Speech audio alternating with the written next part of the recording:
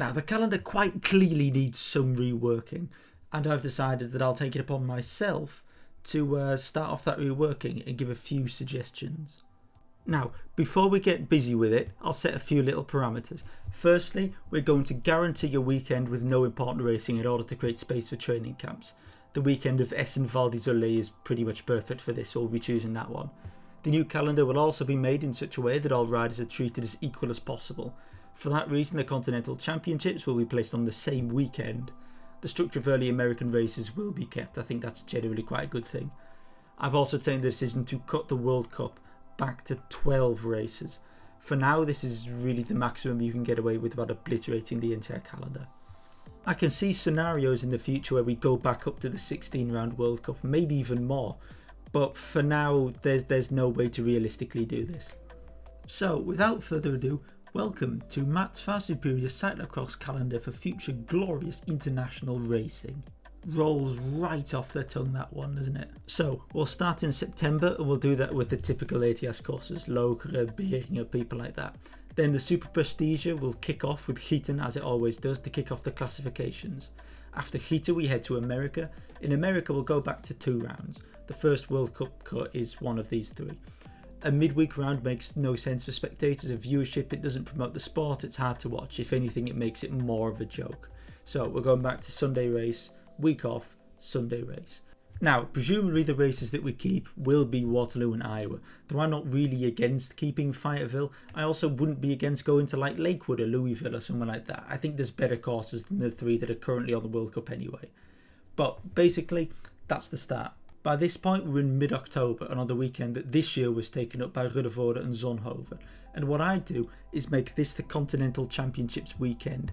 This is the first big major change, and this weekend would see all the European riders head back to Europe to compete in the European Championships, whilst all the Americans would get to stay on their side of the pond for an extra weekend to compete in the Pan Ams, and then eventually make the trip over next weekend.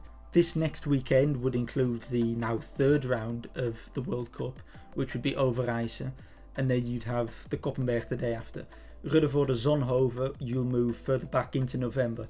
They take up the space vacated by the Euros being moved forwards. In fact, I believe this could even help get Zonhoven the necessary viewership it requires.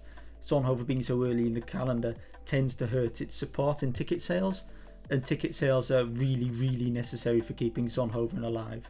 I've also tried to find a way to get the US and Canadian nationals in here somehow without it being, held on a Wednesday or whatever like that. I think the best way to do this is probably put them on the same weekend as Gieten, which would make them almost the opening event of the calendar, which feels somewhat disrespectful towards the US and Canada, but at the same time it's the best thing I've been able to come up with. If you've got any better suggestions, please let me know. I'm very much open for them, but it seems the best way for now. Now, from this moment on, we get properly into European territory. Koppenberg happens and the cross properly starts. Throughout November you won't see many changes. We'll go to Tabor, Kokzijde, Besançon and now Zonhoven as well. It's a busy month for World Cups, but it's still pretty doable. It's in early December where we really start to get the next changes.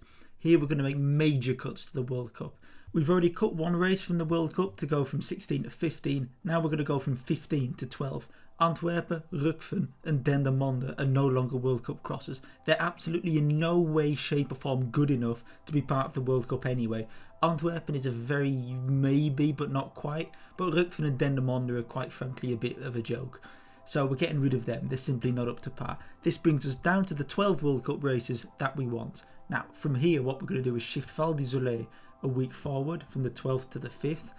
This gives us a weekend in which only Essen is ridden, arguably the worst race on the calendar.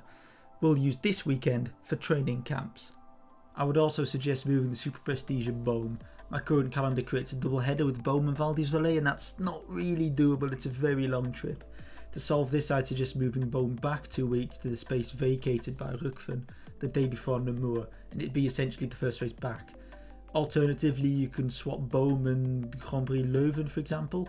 Have Leuven move to the day before Val d'Isole, and then a Boom Tabor double header could be a thing. From Namur again, nothing major changes. Then Dendermonde leaves the calendar, Zolder returns to its Boxing Day slot, and I suppose we have a day free and we get a bit more rest, which is probably quite nice at this time of year. From here on out, not many changes anymore. The only change I'd make to the back end of the calendar is returning Havre to its rightful place between the major races. I'd suggest maybe even using the slot left open by Dendermonde, and it would share the 26th and 27th of December with Zolder.